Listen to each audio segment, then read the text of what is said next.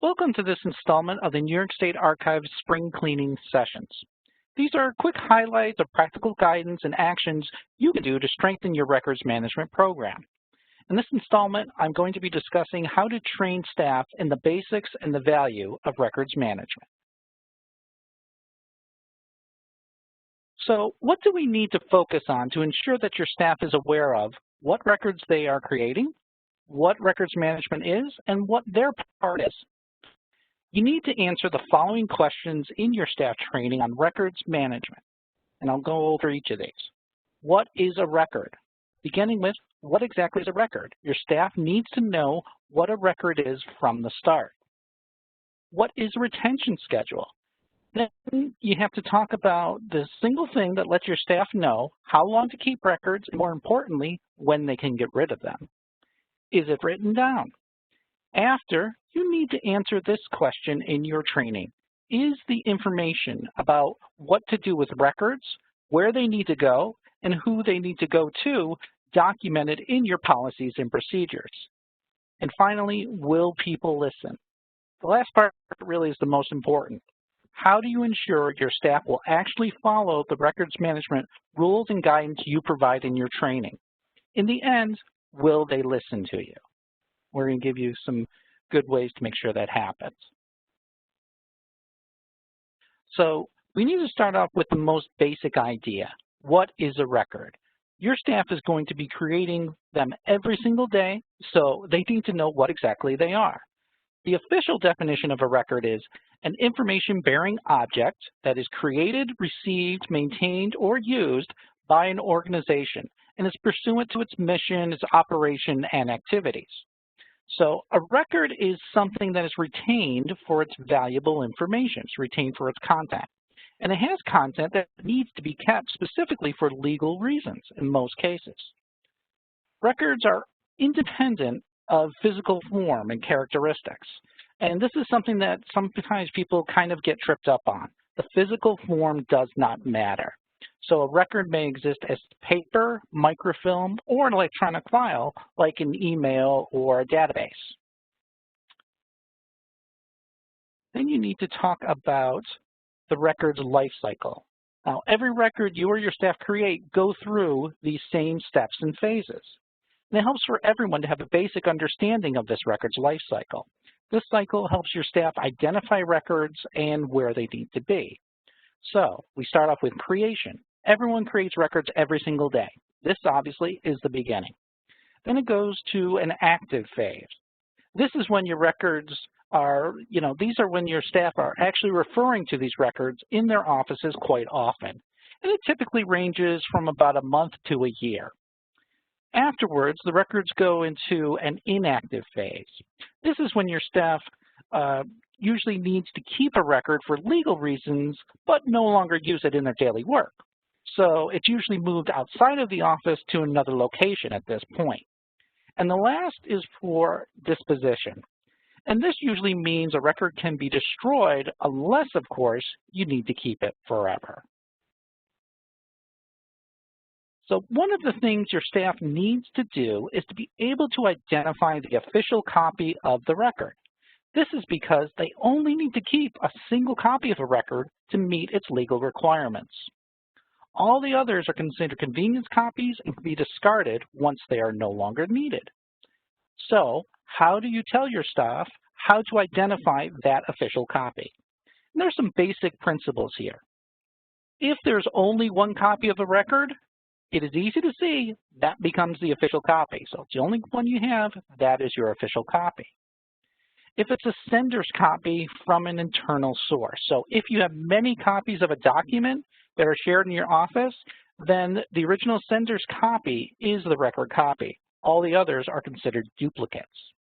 If you have a copy that's received from an outside source, it becomes your official copy. So if you receive something from someone outside your government, you can only control your copy of it logically. So your copy of what they sent for something like an email becomes the official copy. Often, the official copy is set by some kind of internal agreement. So you know an executive's copy is the official copy, for example, Or in some cases, there's an agreement to allow the paper or electronic copy to be the official copy of record. Now, we know that your staff must keep only the official copy. So then the question arises, how does your staff know how long to keep these records? The answer is simple. Tell them to look at the retention schedule. So now your staff is going to ask, what's a retention schedule? Again, your training has to include this kind of basic records management information. So it needs to include what a retention schedule is and what it does.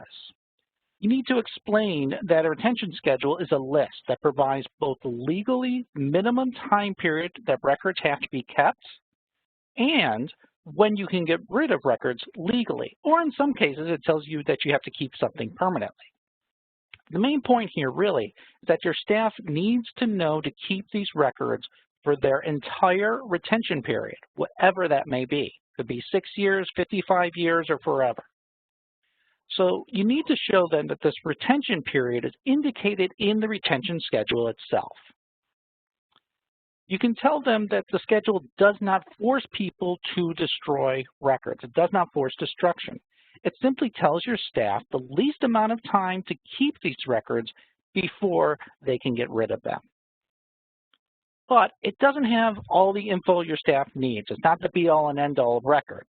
It does not do things like tell you how to destroy records or identify which of the records are confidential and need to be shredded. So then the next question is, why use a schedule? Why should your staff use this in the first place? What good does it do for them? You can explain to your staff that the schedule ensures they keep records as long as legally required. What we're talking about here is making sure you and your staff are doing things legally after all, right?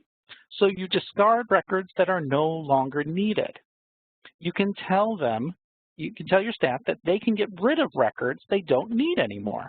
So these records don't clutter up the office or a records area or cause confusion because they're just laying around. It also saves them money and space. Everyone saves money in storage costs, and they get to avoid lawsuits and issues with e-discovery because they're getting rid of records on time. Plus, you can gain a ton of space just by getting rid of the records that are no longer needed. And with the schedule, you and your staff know which records need to be kept or transferred to the archives when possible. It helps identify those permanent records. It's made clear what you need to keep forever and what you can get rid of. As part of your training, we recommend talking about an office retention schedule as well. You can tell your staff it's kind of like a cheat sheet for a single office. It only has information on records created or maintained in a single office, your staff's office. This is usually much easier than trying to use the entire retention schedule for staff, and it's often less intimidating as well. You can ask you can look at the State Archives retention schedules as a guide to help you create a specific office retention schedule for your staff. Office schedules typically are concise. They only include records which the office actually uses. Office schedules, you can use them to identify records by a common name. This makes it a lot easier for staff than having to use the sometimes unfamiliar language in the State Archives schedules. Since the retention schedules are based on, the legalese that make up laws and statutes, it's not always plain and simple language. A good example is you won't find receipts in the schedule, but you will find vouchers, that sort of thing. These schedules also help you indicate retention. These schedules indicate when to transfer records to storage, how long to keep them there. It's easy for your staff to see a retention date on this schedule rather than going through the hundreds of pages a full retention schedule might be. In this case, we're only talking about a few pages at most. And it helps implement records management. It helps because everything your staff needs, the retention time period and location, are all there in one place. No one on your staff has to ask where to go to look for this or that. So our follow-up question that you need to answer for training for your staff is it written down? Your staff knows they are creating records. Your staff knows that these records need to be kept. Maybe they even have a good cheat sheet on what to do. But where can they go when they have more questions? If they are not sure, questions like if they're not sure what to do, what can they refer to, that sort of thing. If it is written down as part of your organization's policies and procedures, then your staff will know what they need to do, or at least where to find the answers, even if you're not there. Now, what is the difference between the two, those policies and procedures? Well, the policies are broad overview of the rules, where procedures, this is where you find the details, all the way down to those step-by-step instructions of what to do. Both of these document everything a staff must do to maintain the records that they are responsible for. Now, we're going to look both at policies and procedures and explain the differences to your staff. Policies include those broad rules to be followed. These are high-level rules that indicate the outcome that you're striving for in your records management program overall. This is not a how-to. Policies do not give details on how to actually do any specific action. But a written policy informs all staff of their responsibilities towards records management and the records management program. These roles in records management need to be made clear to your staff, and we'll talk about those more in just a moment. Procedures, on the other hand, those are detailed.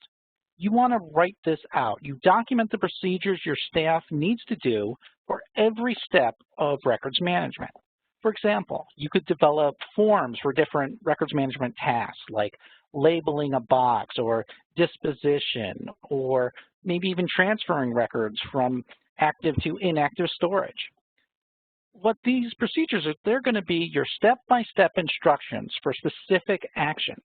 And this has details galore. This is where you find all of your detailed information. What these procedures are, they're literally a step-by-step of how to do everything regarding the management of the records your staff creates. You can have procedures for things like records disposition, email management, IT security, social media usage, whatever you need. And this information really is crucial for all records management training. Make sure that your staff has a copy of these procedures. That way, there can be really no confusion about what to do and when. It is written down in a step-by-step way, and you know your staff has a copy. Somebody simply can't say that they're confused or they didn't know. It's in the procedures. That's where you direct them to. So you've taken the time to make sure everything is written down for your staff. Now, the big question is, will anyone listen when you talk about records management? How exactly do you get your staff to see the value in records management? This is essential to all records management training. After all, what's the point if nobody's listening? The answer is yes. Your staff will listen when you explain to them there is a legal reason to manage your records and make sure these records are not destroyed too early. New York State laws and regulations make this very clear. We'll go over that in a second. But you need to explain to your staff that legally everyone has a role in records management. Make staff aware of this role, and through the sharing of things like your policies and procedures and repeated training, you can make staff aware of their own responsibilities in records management. So yes, there are laws and regulations that define records management responsibility and roles among your staff. And this is really how you get your staff to listen. In your training, remind your staff that nobody is just making this up. This comes from a very, very detailed information about what needs to be done in terms of your records. There are reasons to keep these records, and there are consequences for not following the law. Be sure to note that destroying records early can be a felony. I'm not going to go into detail about all of these laws, but here is what you need to include in your training. These records laws, the Arts and Cultural Affairs law, for both local government and state government, require all government officials to take direct responsibility for records management. Remind your staff that yes, really, maintaining the records created by them is required by the law. And the text of these laws for state agencies and local governments can be found on the State Archives website under the Managing Records section and on the link for laws and regulations, and you can get all the details there. You'll also notice both government records laws authorize the regulations of the Commissioner of Education. These regulations provide additional details to support the law and help governments meet their legal requirements, such as following the State Archives imaging guidelines when creating digital images, for example. So at this point in your training, it should be clear to your staff that state and local records management laws require all government officials to take direct responsibility for records management. We're repeating this because it's vitally important. And it's not just you. So if your staff is not managing and maintaining their own records, they are in fact breaking this law. Let your staff know the responsibilities in records management. So in your training, you have to make it clear. All government staff must do the following. Create and maintain records that document the transaction of their business adequately. They need to retain records and have custody of them for as long as needed. And again, as long as needed refers to the retention period noted in the retention schedules. They need to destroy records appropriately. That is, according to the state records retention schedule, and never too early or without authorization. They need to pass on records to their successors. This helps maintain past operations of the office, and it ensures that someone leaving a position will not mean that the records are going out the door as well. And finally, your staff has a responsibility to support the work of you as records management officer. So they need to help you in the identification of and management of your government's records. It is written down in black and white that they have to help you. Remind them of that.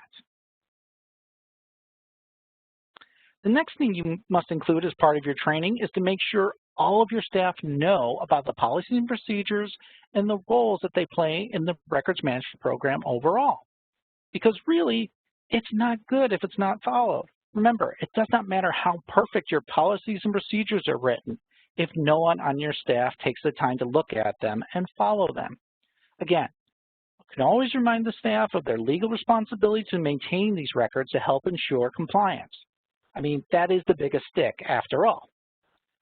Ensure awareness of policies by all staff. Make sure your staff is aware of the existence of the policies that exist in your office.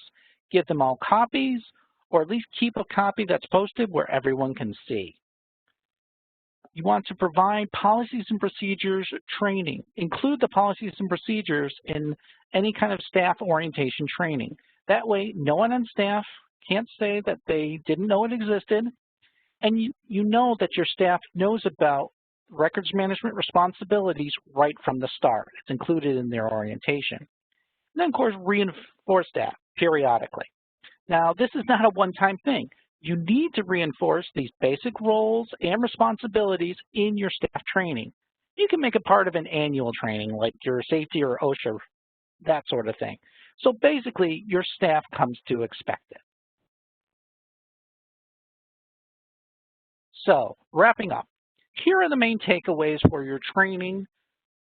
You're training your staff about the importance and value of records management. You need to make sure staff know the following. They are creating records. Every day, they're creating records that need to be maintained. What a retention schedule is. Retention schedule can tell your staff how long they need to keep the records that they create. Where to go for answers. Your staff needs to be able to find the answers, even if you're not there, about what to do with the records. Your government's policies and procedures are always a good first place to look. Make sure your staff know that they exist. And again, legally, this is required. According to the laws, all government employees have a role in records management. So make sure your staff know this is not just your problem.